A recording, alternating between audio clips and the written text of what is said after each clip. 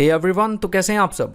आज डिस्कस करने जा रहे हैं इंडियन पिनल कोड के under one of the most serious and grievous offence को, ऑफेंस ऑफ रेप। देखिए, जब भी किसी फीमेल के साथ रेप होता है तो वो फीमेल किस दर्द से गुजर रही है, इस चीज़ का अंदाज़ा आप या हम लोग नहीं लगा सकते।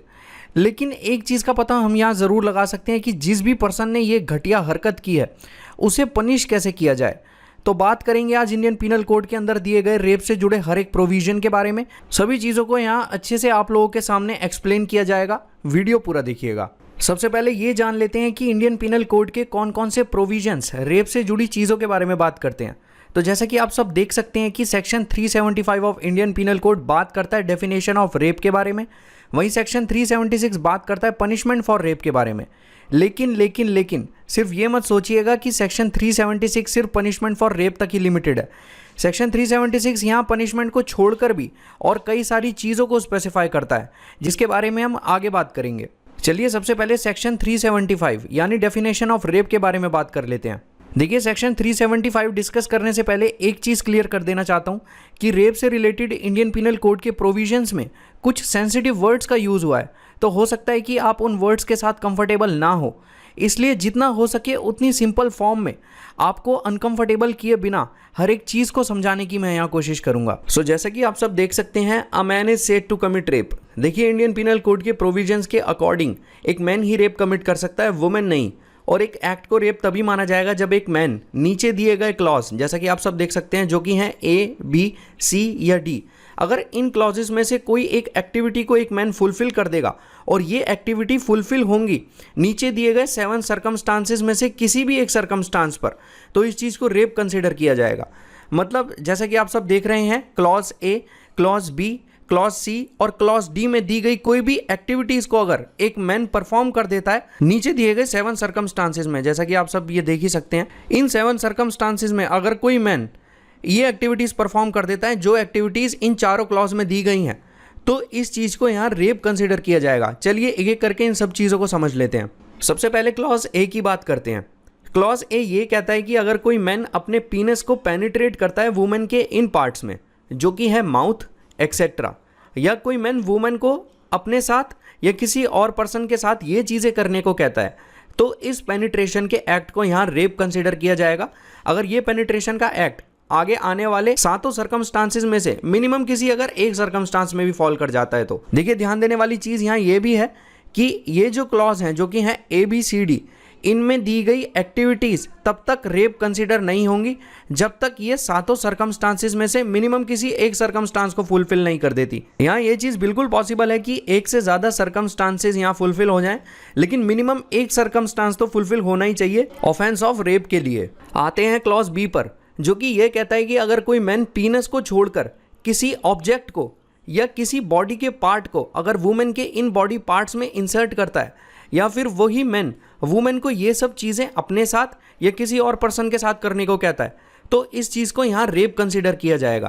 क्लॉज सी ये स्पेसिफाई करता है कि अगर कोई मैन वुमेन के किसी बॉडी पार्ट को कुछ इस तरह से मैनिपुलेट करता है कि यहाँ पेनिट्रेशन हो जाए वुमेन के इन बॉडी पार्ट्स में, या फिर वो मैन वुमेन को ये मैनिपुलेशन की एक्टिविटी अपने साथ या फिर किसी और पर्सन के साथ करने को कहता है, तब इस चीज़ को यहाँ रेप माना जाएगा। क्लॉज डी ये स्पेसिफाई करता है कि अगर कोई मैन खुद का माउथ वुमेन के इन बॉडी पार्ट्स पर अप्लाई करता है, या फिर वो वुमेन को अपने साथ या किसी और पर्सन के साथ ऐसा करने को कहता है, तब इस चीज़ को रेप माना जाएगा। देखिए, अगर आप लोगों को पेनिट्रेशन का मीनिंग नहीं पता है तो आप इस चीज़ को गूगल कर सकते हैं, क्योंकि अगर इन छोटी छोटी चीज़ों का मीनिंग भी मैं आपको हिंदी में बताने लग गया तो वीडियो थोड़ी ऑकवर्ड साइड पर चली जाएगी। डिफरेंट क्लॉजेस को तो हमने डिस्कस कर लिया। चलिए एक एक करके सब सर्कमस्टांसेस को भी देख लेते हैं। फर्स्ट है अगेंस्ट हर विल। देखिए, जो भी एक्टिविटीज़ ऊपर दिए गए सब क्लॉजेस में दी गई हैं, अगर वो एक्टिविटीज़ किसी वुमेन की विल यानी इच्छा के बिना उसके साथ की जा रही हैं, तब इस चीज़ को रेप कंसिडर किया जाएगा। सेकंड है विदाउट हर कंसेंट। अगर वुमेन की कंसेंट के बिना प्रीवियसली मेंशन्ड एक्टिविटीज़ वुमेन के साथ की जा रही हैं, तब इस चीज़ को रेप माना जाएगा। देखिए, विल और कंसेंट भले ही दिखने में सेम लगते हों, लेकिन ये दोनों टर्म्स अलग अलग हैं। विल का मतलब होता है एक इंसान की ऐसी मेंटल कंडीशन जिस कंडीशन में वो अपना अच्छा बुरा सोच सकता है। वहीं कंसेंट का मतलब होता है किसी चीज़ के लिए दी गई सहमति या किसी चीज़ के लिए हाँ कहना। देखिए, ज़रूरी नहीं है कि किसी एक्टिविटी को करने के लिए अगर किसी वुमेन ने अपनी कंसेंट दी है तो उस एक्ट के लिए उस वुमन ने अपनी विल भी दी होगी, ये बिल्कुल ज़रूरी नहीं है। आते हैं थर्ड सर्कमस्टांस पर, जो कि ये कहता है कि सब क्लॉजेज में प्रेजेंट एक्टिविटीज़ को करने के लिए वुमन ने अपनी कंसेंट तो दे दी, लेकिन कंसेंट को उस वुमन से ऑब्टेन किया गया है उस वुमन या कोई ऐसा पर्सन जिसमें वो वुमन इंटरेस्टेड है, उन दोनों को फियर ऑफ डेथ और फियर ऑफ हर्ट के अंडर रखकर।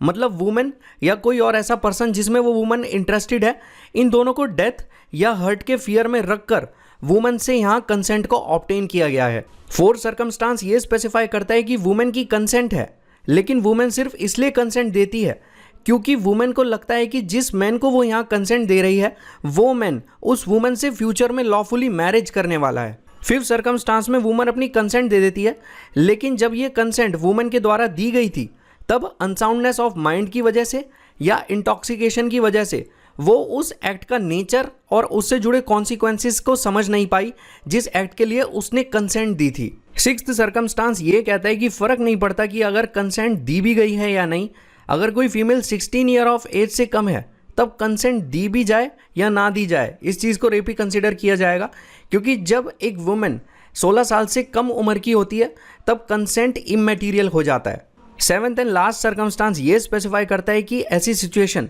जब एक वुमेन कंसेंट को कम्युनिकेट ना कर पाए। तो डिफरेंट सर्कमस्टांसेस के बाद सेक्शन 375 कुछ इंपॉर्टेंट एक्सप्लेनेशंस भी स्पेसिफाई करता है, जो कि काफ़ी इंपॉर्टेंट है हमारे लिए जानना। फर्स्ट एक्सप्लेनेशन में इतना कुछ नहीं है, वेजाइना क्या क्या इंक्लूड करता है, ये एक्सप्लेनेशन सिर्फ इस बारे में बात करता है। लेकिन एक्सप्लेनेशन 2 बहुत इंपॉर्टेंट है, जो कि ये कहता है कि कंसेंट एक वॉलंटरी एग्रीमेंट है जो कि वुमेन वर्ड्स, जेस्चर और एनी फॉर्म ऑफ वर्बल और नॉन वर्बल कम्युनिकेशन के थ्रू कम्युनिकेट करती है, जो कंसेंट उस वुमेन की किसी सेक्सुअल एक्ट में पार्टिसिपेट करने की इच्छा को दिखाता है। ये बहुत ज़्यादा इंपॉर्टेंट चीज़ है। एक और इंपॉर्टेंट चीज़ जो सेक्शन 375 स्पेसिफाई करता है कि अगर कोई वुमेन किसी पेनिट्रेशन के एक्ट से फिजिकली रेजिस्ट नहीं करती तो इस नॉन रेजिस्टेंस को किसी सेक्सुअल एक्ट से जुड़ा कंसेंट नहीं माना जाएगा। देखिए, इसका एक बहुत फेमस केस था 1975 का, Tukaram versus state of Maharashtra, जिसमें ऑनरेबल सुप्रीम कोर्ट ने ये कहा था कि अगर एक वुमन के साथ रेप हो रहा है और वो उस चीज़ से रेजिस्ट नहीं करती या उस रेप को मना नहीं करती तो इस चीज़ को कंसेंट मान लिया जाएगा। लेकिन एक्सप्लेनेशन 2 इस चीज़ को क्लैरिफाई करते हुए ये कहता है कि नॉन रेजिस्टेंस को यहाँ किसी सेक्सुअल एक्टिविटी से जुड़ा कंसेंट नहीं माना जाएगा। ये बहुत इंपॉर्टेंट चीज़ है। तो फाइनली हमने ये तो समझ लिया कि कौन कौन सी एक्टिविटीज़ किन किन सर्कमस्टांसेस में की जाएंगी जो कि कंसीडर होंगी as an offence of rape. तो अब ये भी समझ लेते हैं कि कौन कौन सी चीज़ों को रेप नहीं माना जाएगा, मतलब रेप के एक्सेप्शंस यहाँ क्या क्या है, इस बारे में भी बात कर लेते हैं। सो फर्स्ट एक्सेप्शन ये कहता है कि मेडिकल प्रोसीजर या मेडिकल प्रोसीजर के इंटरवेंशन को रेप नहीं माना जाएगा। वहीं एक्सेप्शन 2 सिंपली ये कहता है कि अगर कोई हस्बैंड अपनी वाइफ के साथ अपनी वाइफ की कंसेंट के बिना अगर सेक्सुअल इंटरकोर्स करता है तो उस चीज़ को भी रेप नहीं माना जाएगा, बस शर्त यह है कि वाइफ 15 साल से कम नहीं होनी चाहिए। देखिए, इसी एक्सेप्शन 2 को कई लोग मैरिटल रेप भी कंसिडर करते हैं। बहुत आर्ग्यूमेंट्स इस चीज़ पर भी आते हैं कि इस एक्सेप्शन 2 को इंडियन पिनल कोड से स्ट्रक डाउन कर देना चाहिए, क्योंकि ये एक्सेप्शन 2 कहीं ना कहीं वुमेन की डिग्निटी को हैम्पर करता है। वहीं कई लोगों के ये आर्ग्यूमेंट्स भी निकल कर आते हैं कि अगर इस एक्सेप्शन 2 को हटा दिया गया और मैरिटल रेप को अगर पिनलाइज कर दिया गया तो इस चीज़ को वुमेन मैन के अगेंस्ट वाइडली मिसयूज़ करेंगी। खैर, जो मैरिटल रेप का टॉपिक है वो अपने आप में ही बहुत एक वास्ट टॉपिक है, तो उसे किसी डेडिकेटेड वीडियो में कवर करेंगे। अभी के लिए आगे बढ़ते हैं। सो रेप क्या है, उसके एक्सेप्शंस क्या हैं, ये सब अभी तक हम जान चुके हैं। लेकिन रेप के लिए दी जाने वाली पनिशमेंट क्या होगी, इस चीज़ के बारे में हमें section 376 of Indian penal code बताता है, तो इस सेक्शन को भी डिस्कस कर लेते हैं। देखिए, सेक्शन 376 रेप की पनिशमेंट के साथ साथ कई और ज़रूरी चीज़ों को भी हमारे सामने रखता है, तो इस सेक्शन को ज़रा ध्यान से समझिएगा। सेक्शन 376 सबसेक्शन 1 सिंपली ये कहता है कि सेक्शन 376 के सबसेक्शन 2 को छोड़कर अगर कोई भी यहाँ रेप कमिट करता है तो उसे मिनिमम 10 साल की रिगोरस इम्प्रीजनमेंट दी जाएगी, जो कि इम्प्रीजनमेंट फॉर लाइफ तक के लिए भी एक्सटेंड की जा सकती है, और उस मैन को यहाँ फाइन भी देना पड़ सकता है। जैसा कि आपने अभी तक देख ही लिया होगा कि सेक्शन 376 सबसेक्शन 1 में पनिशमेंट को स्पेसिफाई किया गया है, तो सेक्शन 376 सबसेक्शन 2 के ऑफेंसेस के लिए भी यहाँ पनिशमेंट को अभी से ही क्यों क्लैरिफाई नहीं कर दिया गया? वो इसलिए क्योंकि जो भी चीज़ें सेक्शन 376 सबसेक्शन 2 में फॉल करती हैं वो हार्श इन नेचर हैं, इसलिए उनके लिए दी जाने वाली पनिशमेंट भी हार्श है, जो कि हमें सेक्शन 376 सबसेक्शन 2 को फर्दर डिस्कस करते टाइम पता लगेंगी। चलिए जो भी चीज़ें सेक्शन 376 सबसेक्शन 2 के एम्बिट में फॉल करती हैं उनको भी जान लेते हैं। So section 376 subsection 2 clause A बात करता है committing of rape by a police officer के बारे में। अब इसी क्लॉज के अंडर और भी कई चीज़ें मेंशन्ड है, जैसे फर्स्ट, कोई भी पुलिस ऑफिसर पुलिस स्टेशन की लिमिट्स में रेप कमिट करता है जिस पुलिस स्टेशन में वो पुलिस ऑफिसर अपॉइंटेड है। सेकंड, कोई भी पुलिस ऑफिसर किसी स्टेशन हाउस के प्रीमाइस में रेप कमिट करता है वेदर और not situated in the police station to which he is appointed. Third, कोई भी पुलिस ऑफिसर किसी वुमन पर रेप कमिट करता है जो वुमन या तो उस पुलिस ऑफिसर की कस्टडी या फिर उस पुलिस ऑफिसर से सबऑर्डिनेट किसी पुलिस ऑफिसर की कस्टडी में है। सेक्शन 376 सबसेक्शन 2 क्लॉज बी ये कहता है कि कोई भी पब्लिक सर्वेंट किसी वुमन पर रेप कमिट करता है या तो अपनी कस्टडी या फिर अपने से सबऑर्डिनेट पब्लिक सर्वेंट की कस्टडी में। क्लॉज सी, कोई भी आर्म्ड फोर्सेस का मेंबर जिसे किसी एरिया में डिप्लॉय किया गया है सेंट्रल गवर्नमेंट और स्टेट गवर्नमेंट के द्वारा, अगर वो उस एरिया में रेप कमिट कर देता है। क्लॉज डी, कोई भी जेल, रिमांड होम, वुमेन और चिल्ड्रन के लिए बनाए गए इंस्टीट्यूशन या कोई और जगह जिसे कस्टडी के लिए यूज़ किया जा रहा है, उनके स्टाफ या फिर मैनेजमेंट में से कोई अगर उस jail, remand home, institution for women and children या प्लेस ऑफ कस्टडी में रह रहे लोगों पर अगर रेप कमिट करता है। क्लॉज ई, हॉस्पिटल के स्टाफ या मैनेजमेंट में से कोई जो कि उस हॉस्पिटल में रह रही वुमन पर रेप कमिट करता है। क्लॉज एफ, किसी भी वुमन का कोई रिलेटिव, गार्जियन, टीचर या कोई ऐसा पर्सन जिस पर वो वुमन ट्रस्ट करती है, मतलब जो कि पोजीशन ऑफ ट्रस्ट में है, या कोई ऐसा पर्सन जिसकी अथॉरिटी है उस वुमन पर, अगर इनमें से कोई उस वुमन पर रेप कमिट करता है। क्लॉज जी, कम्युनल या सेक्टेरियन वायलेंस के दौरान किया गया रेप। क्लॉज एच, अगर कोई भी ये जानते हुए रेप कमिट करता है कि एक पर्टिकुलर वुमन प्रेग्नेंट है। क्लॉज आई, अगर कोई ऐसी वुमन का रेप करता है जो कि under the 16 year of age है। क्लॉज जे, कोई भी अगर गैंग रेप करता है।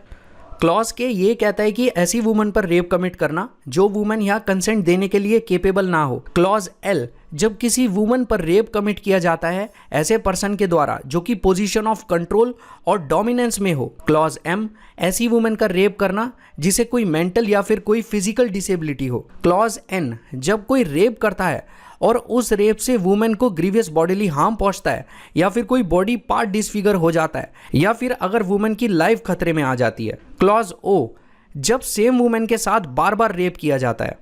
तो ये जो भी चीज़ें सेक्शन 376 सबसेक्शन 2 के अंडर आती हैं उन्हें ऑफकोर्स रेप कंसिडर किया जाएगा, और जो भी मैन सेक्शन 376 सबसेक्शन 2 में दिए गए डिस्क्रिप्शन में फॉल करेगा उस मैन को कम से कम 10 साल की रिगोरस इम्प्रीजनमेंट अवॉर्ड की जाएगी, जो कि इम्प्रीजनमेंट फॉर लाइफ तक के लिए भी एक्सटेंड की जा सकती है। और ये इम्प्रीजनमेंट फॉर लाइफ उस पर्सन की बची हुई उम्र के लिए दी जाएगी। मतलब इन डिस्क्रिप्शंस में फॉल करने के बाद एक पर्टिकुलर मैन जेल से बाहर नहीं आ सकता अगर उसे इम्प्रीजनमेंट फॉर लाइफ ग्रांट की गई तो, और वो पर्सन यहाँ फाइन के लिए भी लाइबल होगा। देखिए सेक्शन 376 सबसेक्शन 2 में दिए गए डिस्क्रिप्शंस के लिए दी जाने वाली पनिशमेंट ज़्यादा हार्श इन नेचर होती है। चलिए इस वीडियो को कंक्लूड करने से पहले इस ऑफेंस का नेचर और इससे जुड़े ज्यूरिसडिक्शन के बारे में भी जान लेते हैं।